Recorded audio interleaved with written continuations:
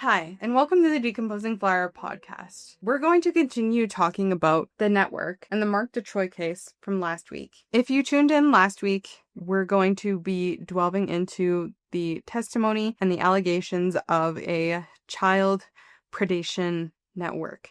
If you didn't listen to last week's episode, I'm going to give you a brief summary of what happened. There was this man named Marc Dutroux. He kidnapped and assaulted and produced multiple different videos of child CP and sold that to various people. He took these girls into an underground basement, which he had constructed by himself in his various properties.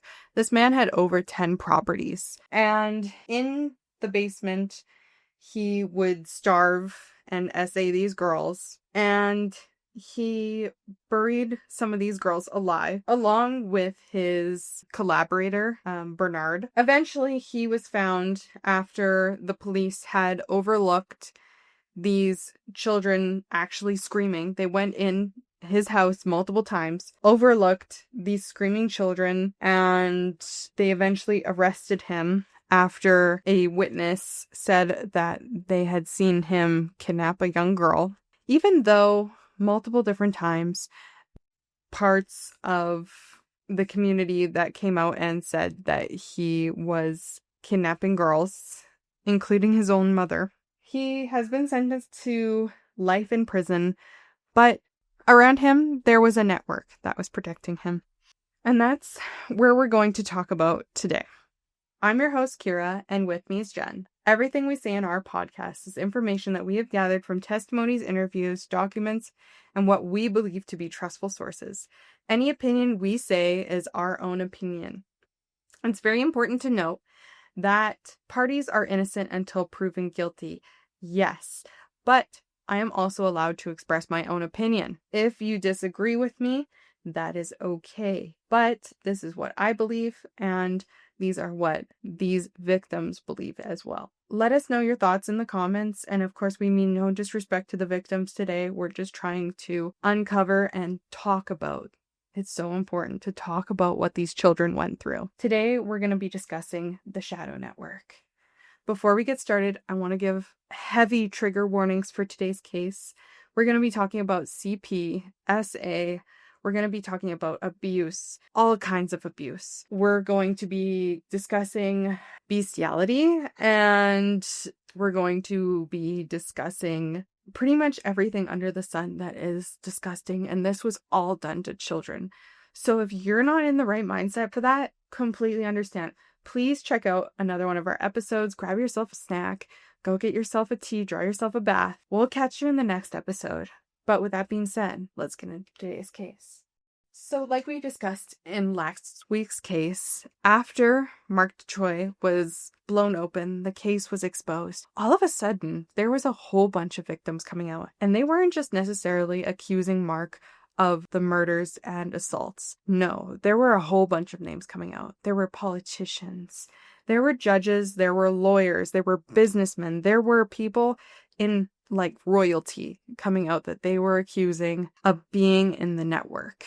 These people are going to be referred to as ex-witnesses. So anytime we say a name, it might be X1 or X2. Some of them did give their names to talk about. In some cases, sometimes I might use the name. In some cases, I might just use X to keep it nice and simple. Every single one of these ex-witnesses were children at the time of their assault. So they were not consenting adults and could not give their consent for their name to be given to the public. So they were protected. With that being said, we're going to discuss the testimony and the abuse of some of the victims in today's case. With that being said, our first witness, his name is Regina. She's known as X1, which I will be referring to her as. She emerged as one of the most prominent and controversial victims in the Dutroux affair. Born in 1996, her testimony detailed a childhood of extreme abuse, which began at age 2.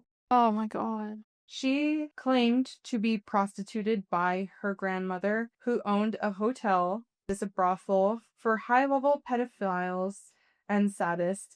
X1 stated that she was given to her parents to a family friend. This friend, his name was Tony Vandenborne, and this happened at age 4. He regularly took her to sex parties and forced her to make CP. X1 has been diagnosed with multiple personality disorder, which is now known as DID, dissociative identity disorder. Disturbingly, X1, her assaulter, Tony, not only recognized her alters, but actively cultivated them. He gave them different names and roles, suggesting that she can use them to her own advantage in these different client situations, and he would abuse her in order to bring out these different identities. Her allegations of abuse are horrific and graphic, and I will be discussing them because they are important to discuss, because this is a child who went through all this. But I want you to know right now, it's not going to be easy to listen to. So if you want to skip, this is your warning here. We're going to put on the screen the point where you can continue, because I'm going to be discussing her assault. So she was essayed by not only people, but dogs and snakes. She was tortured with knives and razor blades. She was forced to give birth, and there's even alleged cannibalism. As an aside, researching this case, I have seen things that no one else should have. These things happened to children, and they were often made into snuff video or CP, which these things are online and in the court documents. During the research of this case, I was reading the court documents, and I have stumbled along some images, some of them being censored and some of them not being. So X1 claimed to have witnessed the torture and murder of dozens of children, primarily between 1979 and 1988. So she provides first names for approximately 35 of these children, and specifically naming some perpetrators, which were later identified as high-ranking officials. She goes on to describe an assault. Pierre forced me onto my knee and my right to the bed. I was unable to move in any direction and forced to stay in this humiliating position. Everything is ready. Everything is set. The lamps are pushed in the right position. The light intensity is measured. What is about to happen? I don't know. I feel the tension building in my stomach. What is the deal with those dogs? I feel how the claws of a rough-haired dog are pressing into my side. I feel how he is panting at my neck, drool dripping from his tongue onto my back. I scream as he enters me. What the fuck? His paws clasp me, his nails press into my skin. I'm screaming, get him off me. My cries are lost in an enthusiastic cheer as the dog lets something go. This was the first photo shoot with the dogs in a long line. Keep in mind, during this, she is still a young child. If she told anyone, a school friend, a teacher, anyone what happened, she would be punished in probably the most horrific way. And it happened one day.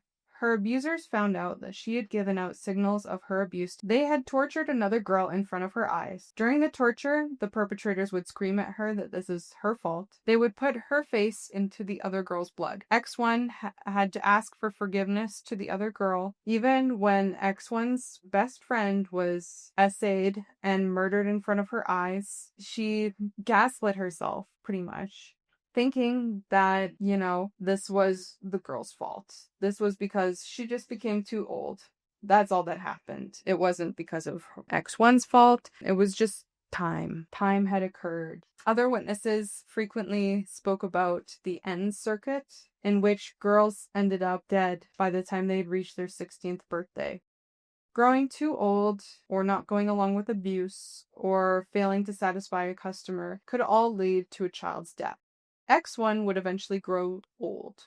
Since she hadn't escaped the network when she started to have a period, it wouldn't be long before she felt pregnant. This is her testimony from when she gave birth for the first time. When her contraction started, X1's mother made a phone call. The Lipton brothers, Van den Boynitz, and the assistant police commissioner of Nook arrived. There were 2 other collaborators who arrived after. Their names were De Brolfsen and Vander S. arrived after.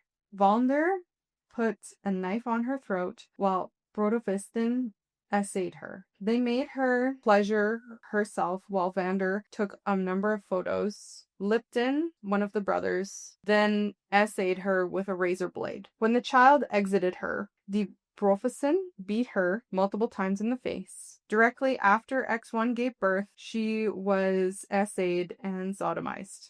Her daughter disappeared 6 weeks later, and she only saw her daughter at the factory one more time. I'm taken aback for words. A few people on the internet doubt her testimony, but for me personally, I believe it. I can't see a world where someone would dream this up. She wasn't the only one. Did she ever find out what happened to her baby, or was it just... Nope. Other ex-witnesses came out after, and they shared experiences and overlapping claims. There was X2, a police officer herself. X2 had ended up a mistress to a magistrate in Brussels, and later to a higher-level officer, and a spokesperson of the Justice Department who was a member of the Rotary. These two men were a part of the network in which she was abused from the mid to late 1980s. X2 was spared from the extreme torture sessions, but she heard of the other girls. They talked about the child murders and the hunting party on the children. X2, and this is highly alleged, is mentioned to have having seen Prince Laurent, which was the brother of Belgium's present crown prince. Laurent apparently was more involved in pleasuring himself at child abuse orgies than taking part in the actual abuse. X3 is more controversial in my own opinion, I will say, because X3 occurred back in the 1950s to the 1960s. So the rest of the ex-witnesses weren't alive at the time. But X3 was severely abused and tortured from the ages of 3 to 12. After that age, her father and his influential group of friends had brought her into the network. It took 5 interviews before investigators wrote anything down, even writing summaries of her testimony, and they attempted to leave out the royal family as much as possible, because the king, in theory, cannot be prosecuted. And we'll get into her testimony a little bit later, because it is truly some of the worst things I have ever had to read. X4 was born in 1965. X4 had been persuaded by a friend to testify. As a young child, she was loaned out by her mother to a pedophile named Jacques B, who produced CP in the plethora. So, Nathalie, she was born in 1965. She told the story of how she had been essayed by her father, a member of the Rotary, since the age of 6. Soon thereafter, she was brought into the network and abused by her father's friends at parties in different villas in the region of Waterloo. When she was 10 years old, she was handed off by her father to a prince and his main aide who continued to take her to abuse parties in Belgium. She also collaborates X1 stories about a club that I will be talking about later. VM1 was a gangster who testified in 1997. VM1 described being regularly picked up from a children's home by a juvenile judge for abuse parties in Brussels. He was a victim of child predation in Le Maradro, I mispronounced that, an elite club frequented by men such as Nahul. Now, if you didn't watch part 1, there's this guy named Michael Nahul, who we will be talking about in Access today, as he was a cog slightly bigger than Marc Dutroux. He was kind of the connection between Marc and the network, and he got off scot-free. Wow. Within 2 days of his testimony, VM1 was stopped on the streets and threatened with death.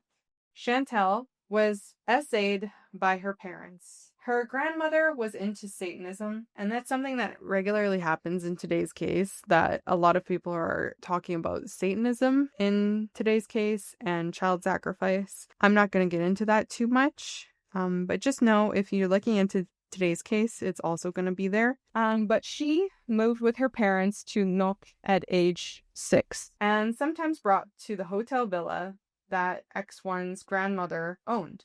Here she was also essayed, even though she didn't have to endure the extreme torture sessions that X1 regularly underwent. She regularly was essayed by this guy that she nicknamed Monsieur. She had seen her revolver by her grandmother. She was forbidden to go to the first floor. Chantal's testimonies resulted in a verbal fight between her husband and her parents, in which her father admitted to have brought her to X1's grandmother. She later tried to die by suicide and was taken to a mental institution. X4 identified Chantal as a girl who was also forced to be in the CP movies with her. Notice how these victims ended up in the network. It's slightly different than modern media will have you believing. Instead of being grabbed from the streets, an Amber Alert being called, an ice cream truck going by, candy being given, they were brought in by their own families, or, in one case, taken from their very own home. At least in Western Europe, the idea of a lonely pedophile grabbing children from the streets seems to happen in a relatively small number of cases. For example, Marc Dutroux. He did this a lot. There is a significant amount of evidence that a lot of child abuse happens within networks, consisting of degenerate families and their acquaintances, which are regularly exploited and protected from people higher up. Children in the network are often forced to bring in other children as well. For the whole of Belgium, there's an estimated at least as many disappearances as in 1 year. And in the DA's office in Brussels, it's approximated that 280 children go missing in Brussels alone. Keep in mind, this all occurred between the years of 1973 to 1996. So this is not like 2025 numbers. I am not aware of 2025 numbers, but that's when this case was occurring. These ex-witnesses gained a lot of traction, especially due to X1's detailed accounts of alleged murders. And they were systematically dismissed by official investigations, but there are some details that are just suspicious, and I really want to get into it a little bit here. So X1 provided specific details about the deaths of Veronica, Catherine, who she called Chloe, Christine, Catherine, and their official causes of death are often different from what was officially there or remain unsolved. So Chloe, or Catherine. X1 claimed that Chloe was murdered between June and December of 1983. She had been picked up from school by Tony, her assaulter, and taken to a house in the region of Ghent. She had found her friend Chloe there, lying on a bed. Chloe was trying to deliver a baby, but in the process, she was being continually essayed and tortured. Oh my god. Catherine had disappeared on August 30th, 1982, and she was found very badly decomposed in an abandoned cesspit on September 24th, 1985. X1's identification of Catherine, a kind of Lamarina tent, which is used to induce childbirth. She said that these were all present there. Catherine's autopsy also provided collaboration, but the Bob, which is Belgium's FBI, dismissed X1's testimony as pure fantasy and ceased corroboration. They essentially, oh yeah, no, we hear you. You're just wrong. You're wrong for saying that a murder occurred. Okay. Yeah. Cool. Thanks. So Christine, she was 16 years old, and she was found tortured to death on February 13th, 1984, after an emergency fire to an old champagne factory. The murder had been surrounded by mystery from day one. She was trying to break away from the network, stated X1. She said that Dutroux, Marc, who was a bit of an outsider within the network, in the 1980s, Marc and Bernard had visited the same skating rink as Christine. Marc fucking loved skating rinks. He would frequent them. This was his hobby. And he would go to these skating rinks and pretend to be really clumsy, and he would fall down on these little girls all the time. According to Michelle Martin, his wife, Dutroux went there alone in 1983, which made it easier for him to seduce young girls. Just before her death, it is known that Christine had a date with a Marc, who very well could have been Marc Dutroux. Additionally, Nathalie, a friend of Christine who had been living on the same street as her, recognized Marc Dutroux. Nathalie became extremely scared of something or someone. Christine had met Niful in October of 1983 and had actually begun a relationship with him. Friends of Christine later testified that she began to act sometime in October. Also, Christine went swimming. She went swimming a lot to this one particular one in Ederic. This was one floor above the radio show of Michelle Nahul. So they were both in the same area at the same time. Her friend also stated, in October of 1983, we got to know each other, and over time, our discussions became more and more intimate. She said that she knew that Christine was involved with older people. There was a big group that she was a part of. There were other girls in this group. She said that if she ever spoke about this with her parents or brother, or anyone really, her so-called friends would kill her and burn the house down. Her friend had also noticed that Christine had bruises and a cigarette burn on her arm. Back to the murder. X1 was blindfolded and barefoot when she and Christine had stepped out of the car. They were forced by her abusers to walk barefoot, and she felt a lot of gravel underneath her feet. The compound she was brought into smelled moldy, like it hadn't been used in a long time. She said the doors were very special and handmade. They had old wooden doors with ornaments. There was a rose window. And it's important to note, in 1984, they found a tampon with blood in it in a building 30 feet away from the basement where Christine had been murdered. The blood type matched Christine.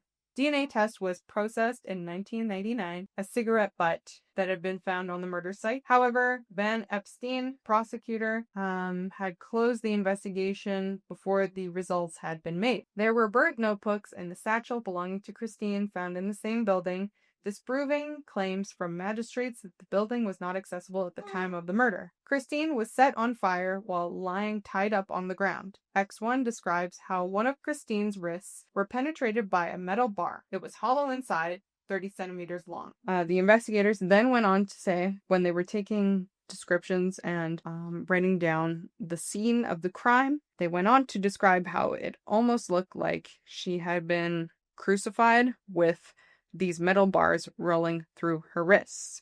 They later rescinded this. Smells like a cover-up. So, Katrine. X1 recognized Katrine from a picture, claiming she was murdered at Castle Kattenhof. This Castle Kattenhof will be mentioned a lot in today's case. This was an important location. She was murdered by Tony Nahul and Annie Bucher.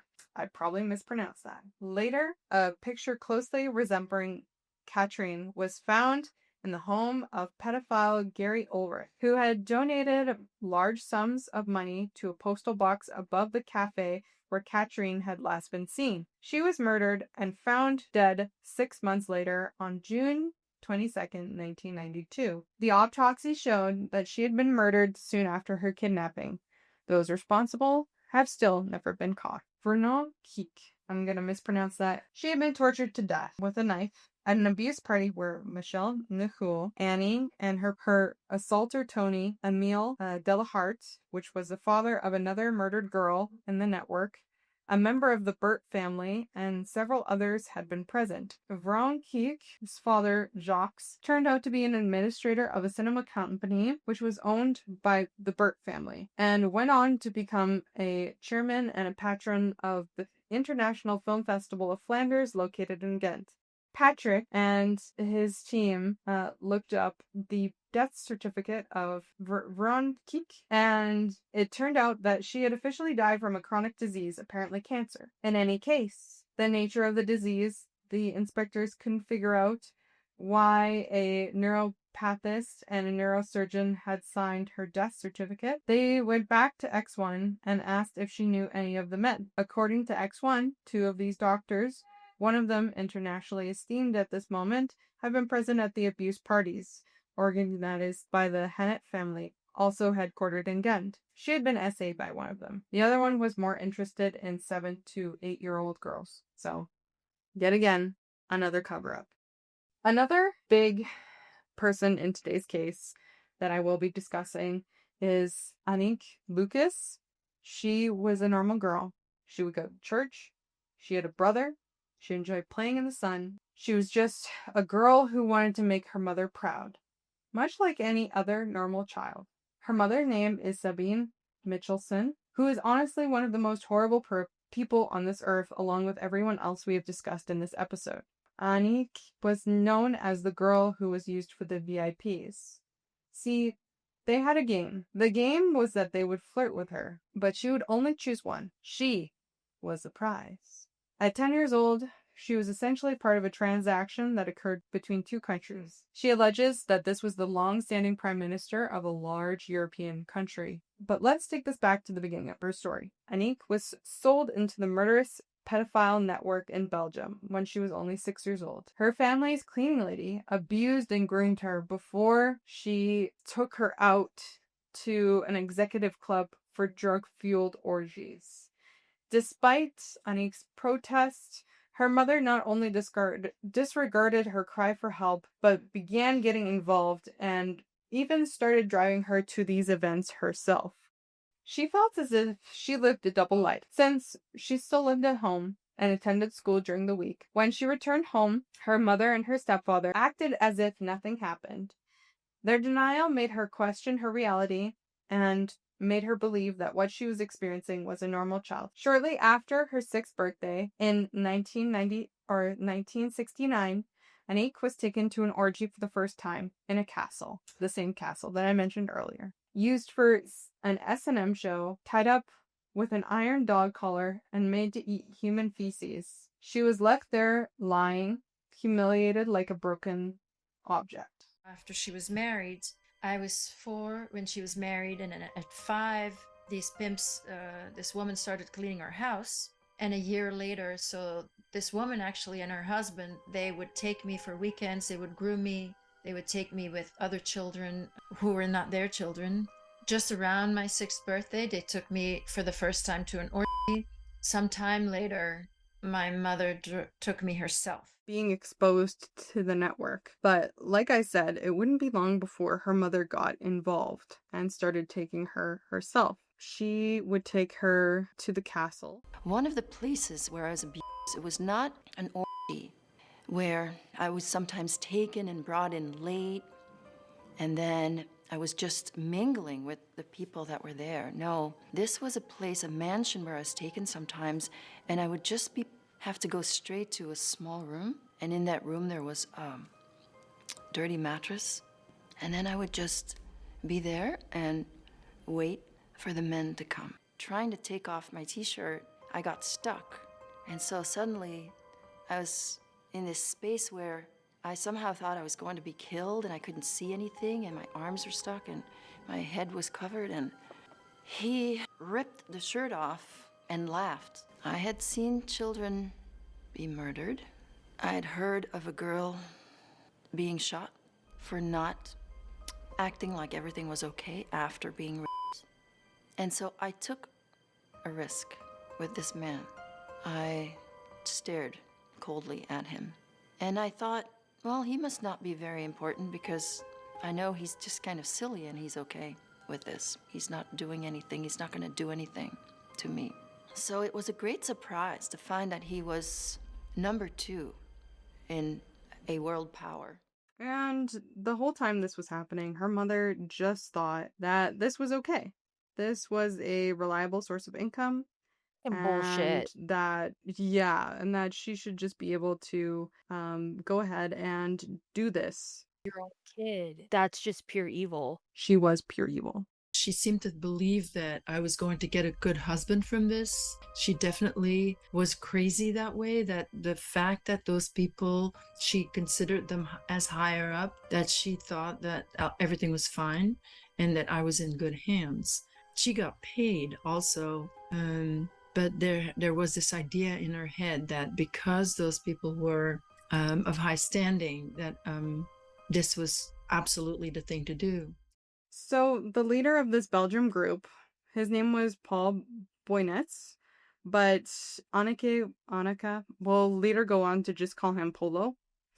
And she explains her role in the network, which I call the network, which was this group of people that had a secret society amongst themselves. I don't know if some came in from secret societies or not. I think that sometimes I was also used at meetings of secret societies. They had a secret club, and I call that the network. And that network was connected not only on the local level in Belgium, but was also connected globally. And it was even connected on a really local level, town level in Belgium. And then those people were then getting opportunities to enter into the network in Belgium through Paul van den Boeynants as the big boss at the time, 1969 to 1974. Adult men that were part of this exclusive club were there for various reasons, but there was a lot of alcohol, a lot of drugs, and the children, the commodity, the highest, the most valued commodity, and were used for sex mostly.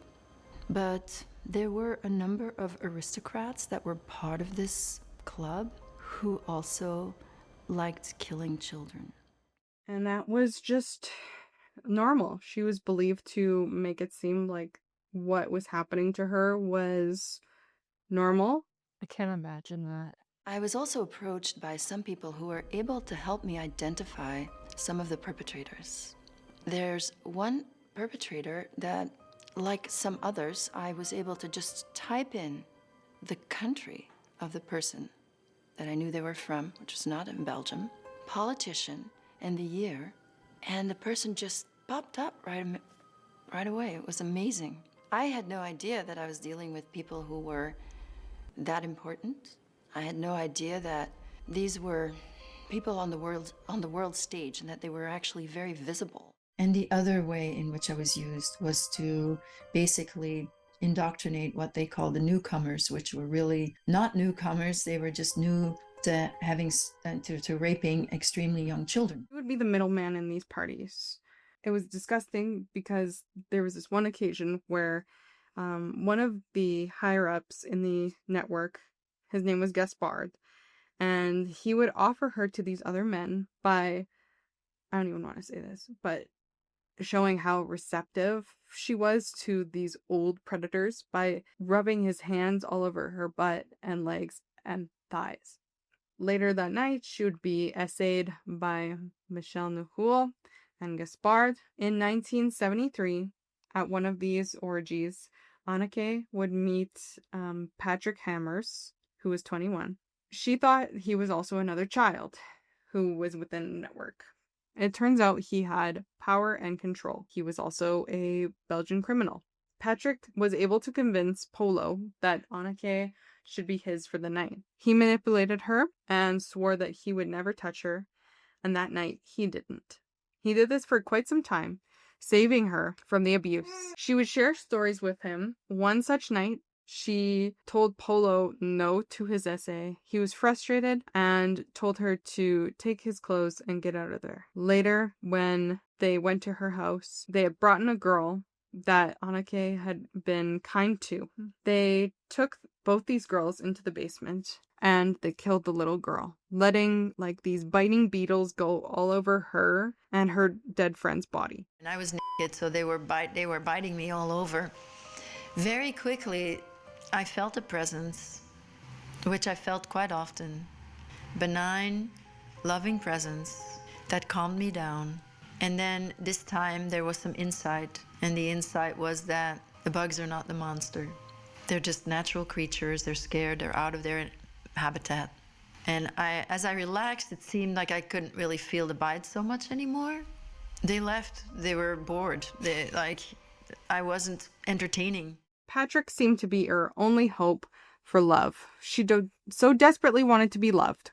She wanted to be loved by her mother, and she wanted to be loved by the men in the network because she was only a child and she never experienced love. She wrote in her memoir, "Girls that fall in love were considered worthless in the network. That is one of the ways for slaves to get themselves killed." In winter 1973, at a Christmas party, Anneke saw Patrick disappear with a girl who worked in the network.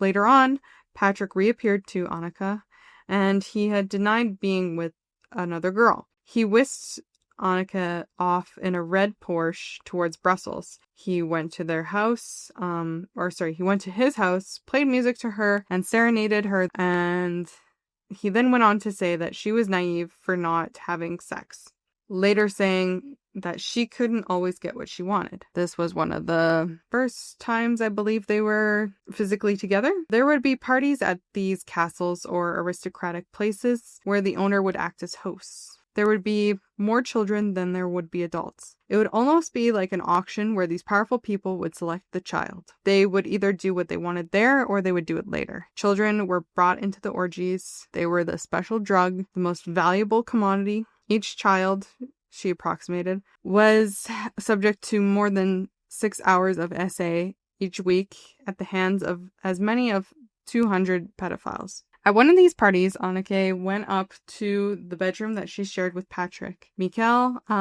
Michael asked Patrick when he would start sharing her, and he got mad at Michael, saying that if he tried anything, he would kill him. Anneke, when she got into the bedroom, he showed off his gun and asked if she had ever seen a dead body. She said yes. When a handler took her from one place to the next, and somehow she ended up in a large basement. He said, "You know, we hate to lose you. We like you." And as they went deeper into the basement, it got darker, and she began to smell something faint, but unmistakably very sick.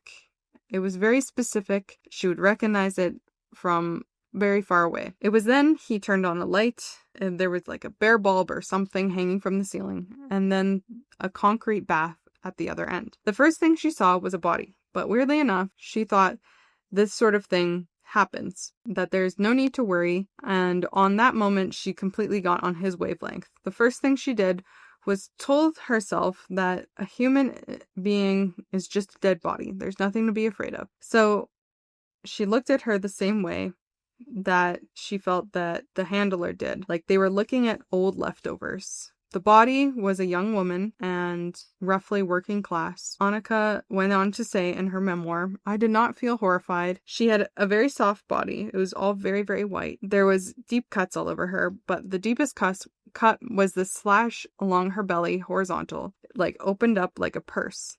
I stayed on the handler's wavelength for as long as he kept me in there, which seemed much longer than necessary. I got the message right away." She later went on to tell her mother what had happened in that basement, but as her mother did nothing, she was too afraid of the body, too ashamed to clearly express herself at 6 years old. This was, again, around the same time her mother started driving her to the parties. Her mother then went on to say, it's kind of your fault. Everything was really her fault. And she kind of looked to her child like sometimes she's just a source of income, but then other times she was the source of her misery in life. Like this child was the reason why she couldn't be successful, and she was stealing all the men's attention. Patrick, when they were sharing the room together, then went on to say that it's not your fault your mother's no good. She doesn't love you. They slept, and in the morning she was awoken by gunshots outside. In the window, she saw children from the orgy that she had seen the night before. Outside in the window, they killed a child with bronze skin and dark curls right outside the bedroom window.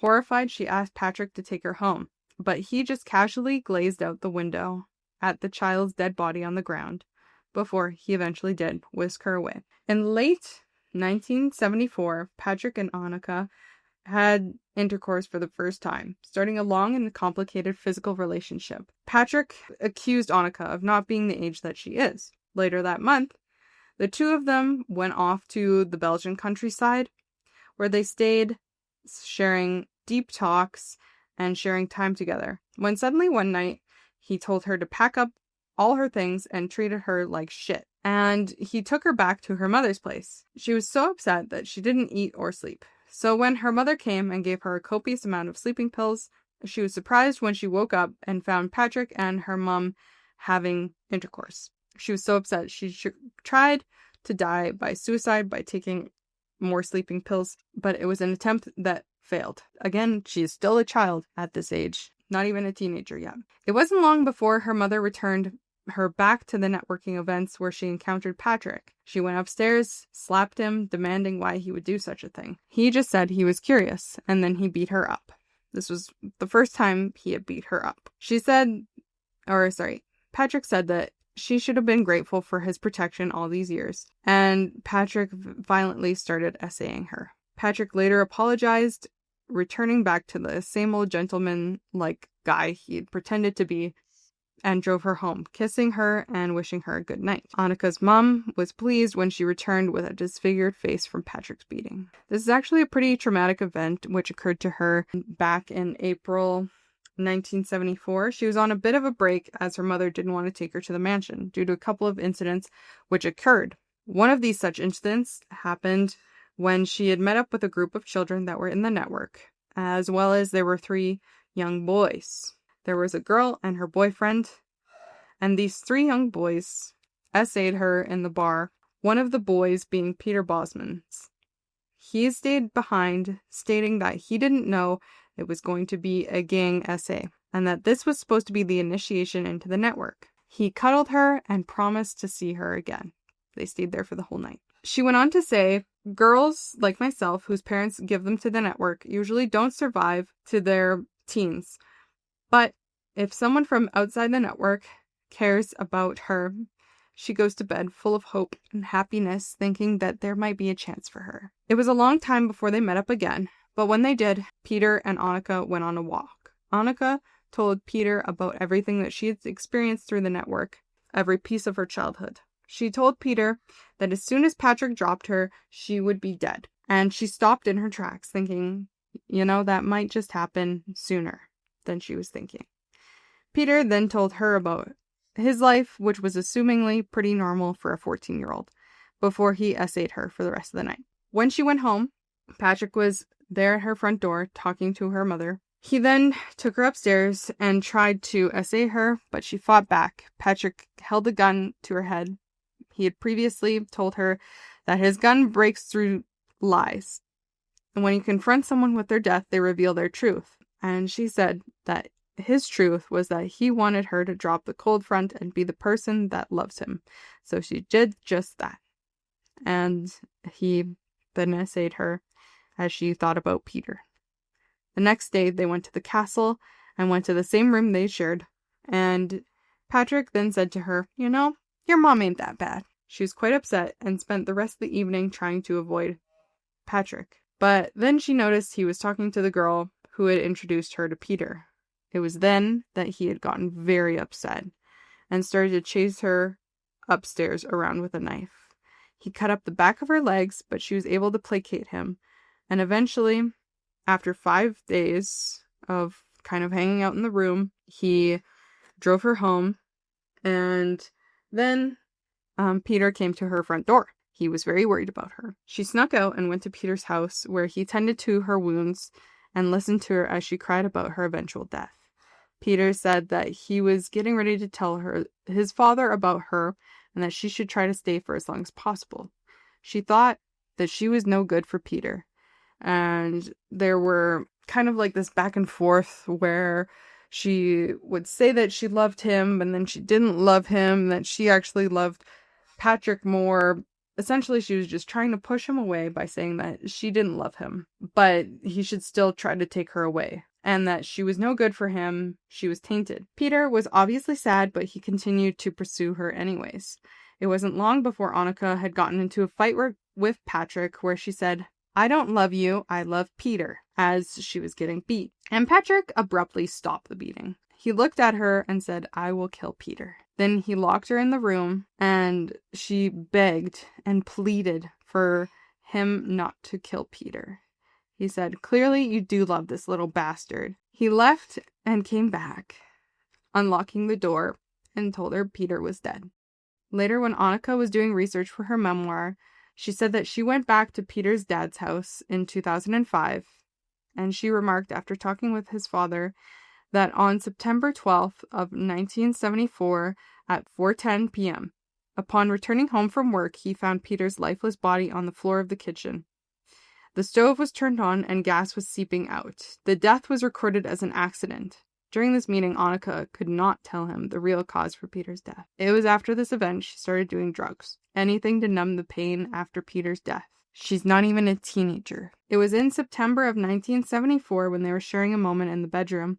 Anneke was being essayed. Patrick got very upset and told her that if their intercourse was not exciting, she should just go downstairs and mingle with the old pedophiles.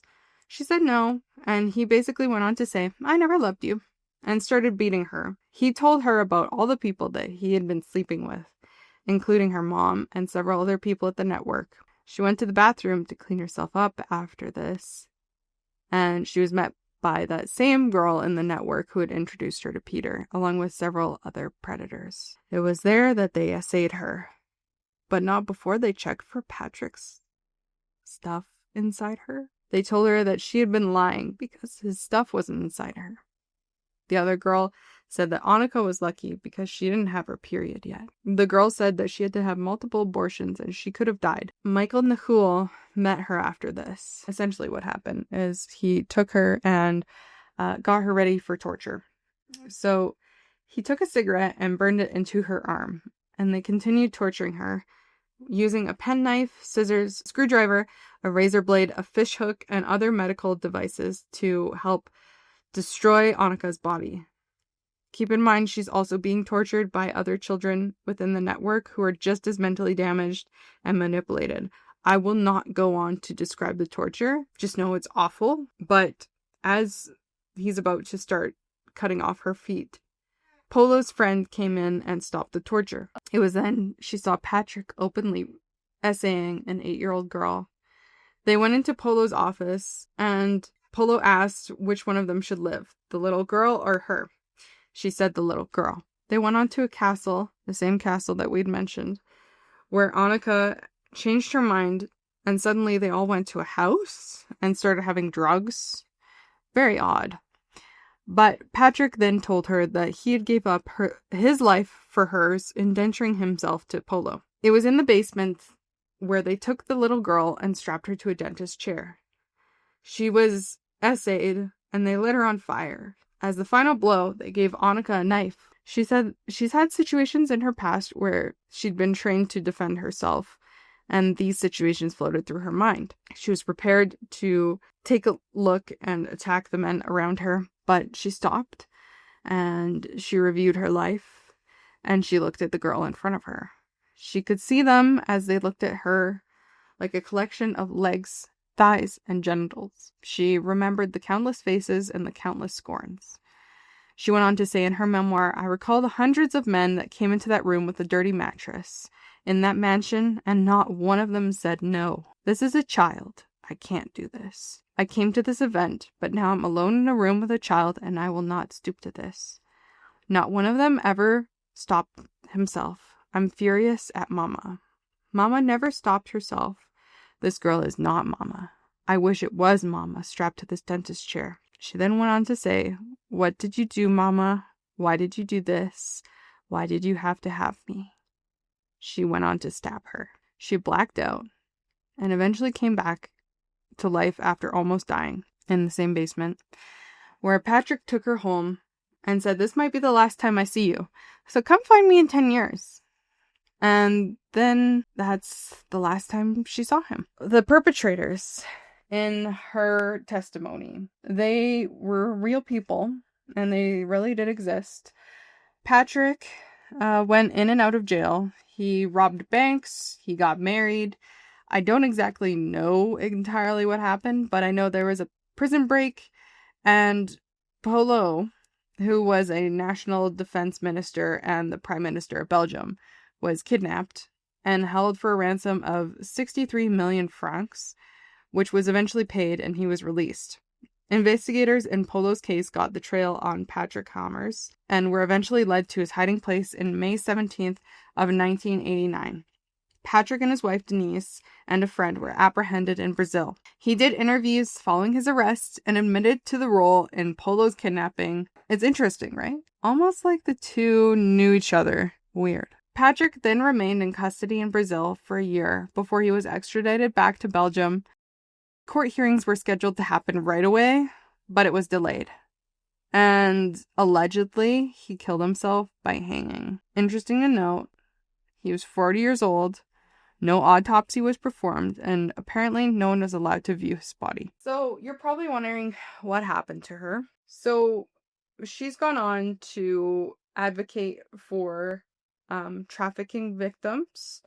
Part of her advocacy has been a collaboration with New York State Assembly woman. Her name is Amy Paulin, and in 2017, the two women worked together to introduce a groundbreaking legislation designed to protect potential trafficking victims, particularly in hotels. She went on to say, if I had seen the definition that I was not a prostitute, it would have made the difference for me. I was the kind of child that wanted to get help, but there was none. So basically, the whole kind of law is training almost for these people in hotels. There's already some things for aircraft flight attendant people. So she survived 5.5 years of being tortured and essayed at the hands of human traffickers as a child. If she had seen a sign that explained that she was a victim, not a prostitute, and many of the hotels that she was taken to, it very well would have changed her life.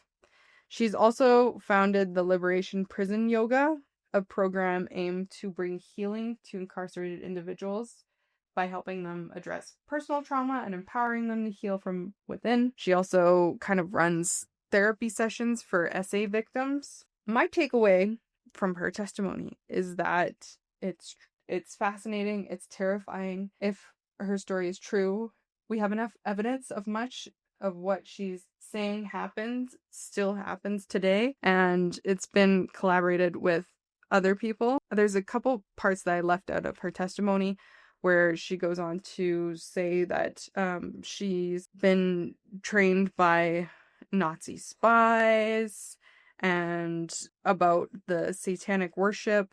I'm leaving that out, but you're more than welcome to do your own research and take a look at it. So the perpetrators in today's case. Jean Dutroux was eventually appointed head of the investigating cell in December 1996. He systematically reread and interpreted ex-witness testimonies, often distorting their content. He notably scraped 46 house searches, which had been recommended by initial investigators based on information from ex-witnesses, choosing instead to pursue bogus issues and discredited leads. His involvement in the damaging gangs of Nathalie investigation and persecuting truth officers further highlighted his problematic role. So the accusations from the ex-witnesses also further extended to higher-ranking individuals and magistrates.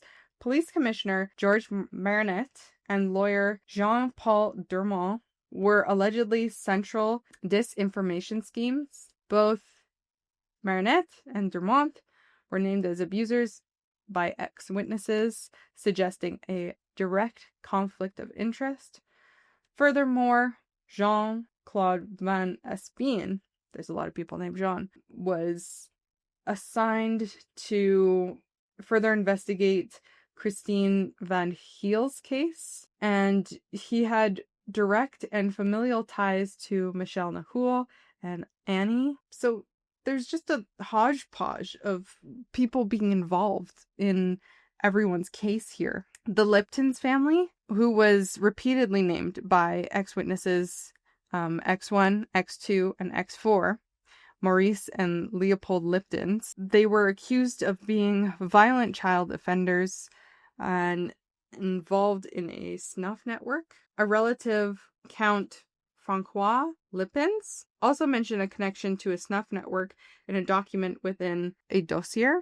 And Viscount Etienne d'Abegon, a highly influential figure in European globalization and business, was also named by X2 as a participant in parties where underage girls were abused, along with the Lipins brothers. The ex-witnesses consistently described abuse occurring in various clubs and private properties that served as safe houses for these activities.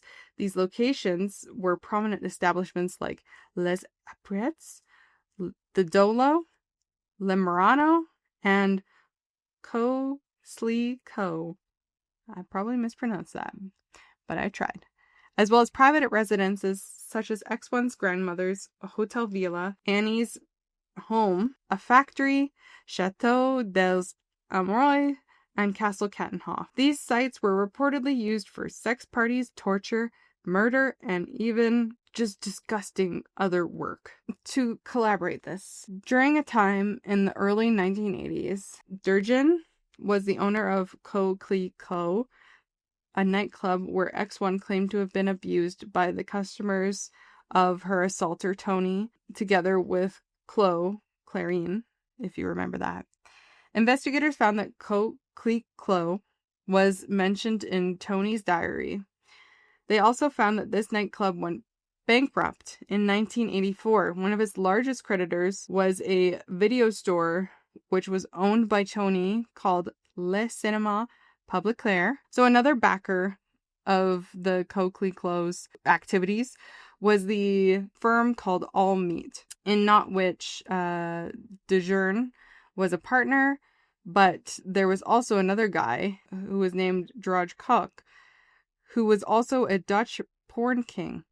Koch had been in partnership with Fat Charles since 1981 to 1982. Geertz was one of the largest porn kings in the world, even more so than Koch, and he had been intimately tied to the Dutch and international mafia. Interestingly, Geertz has been accused of several occasions of trade in CP. Oh my goodness, there are so many people involved in today's case. The consistent naming of prominent aristocratic and financial families and the alleged involvement in child abuse networks, often linked to exclusive clubs and private estates, suggest a disturbing convergence of immense power and extreme deviance.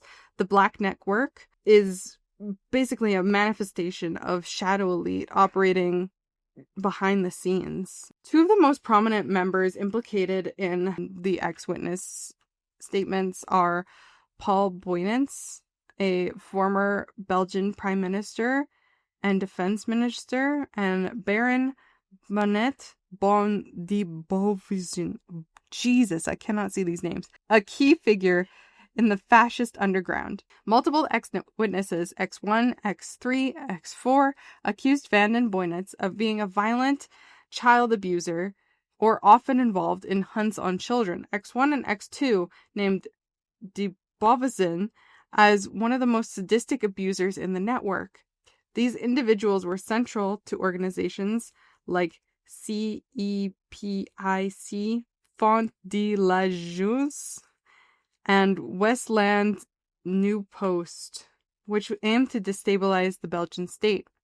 It's important to note that official sources, such as the BBC inquiry, stated that there is no pedophilic ring, which contrasts the claims made in today's case. Testimonies from X1 describes how powerful individuals were filmed in the compromising sexual situations with minors that they were in order to ensure their complicity or control. There was a whole bunch of blackmail that was used for political and financial leverage. Similar to US cases like the Franklin cover-up or the Craig Spence prostitution ring, where similar blackmail operations were alleged to control politicians and officials, sometimes with intelligence agency involved. X1 went on to say, in Brussels there was a villa with a room set up with built-in cameras. Even in the 1970s, these cameras were so discreet that only people who maintained them and the child who were being essayed knew where they were located. I had to get that guy clearly in the picture. How was I supposed to get them to hit me and essay me? Was regular essay not enough? Blackmail was the word that was mentioned. She never really understood the word until she was 13 or 14 years old. So they took pictures, oftentimes with these politicians and leaders. They were taken to keep both parties in their contracts. Men were brought to the ideas that CP would be played at these parties, and the handlers had another tactic. They invited another person that could be useful to them. They went and dined with them, took them, liquored them up, and took them to a party. Men from the top layer of society are often used to visiting and getting offered prostitutes. This is something normal, and upon seeing slightly older girls between 16 and 18, more booze and cocaine would be supplied, and only then would a younger girl be entered in. Most men probably realized afterwards that they were in a hornet's nest, but by then it was too far late. Men introduced were colleagues, friends, family members. They were slowly or carefully or briskly introduced. Customers that went to bed with X1 were initially sometimes cautious, but it eventually led to rougher SA. She was forced to help them with that, because they would become more complicit and their mutual connections would become tighter. So X2 claimed to have witnessed Prince Laurent, the brother of the current Belgian crown prince, at child abuse parties. Although she went on to say that he was more interested in pleasuring himself rather than participating. More controversially, remember how I said that her testimony dated back to the 1950s and 1960s, which can't really be collaborated with another ex-witness.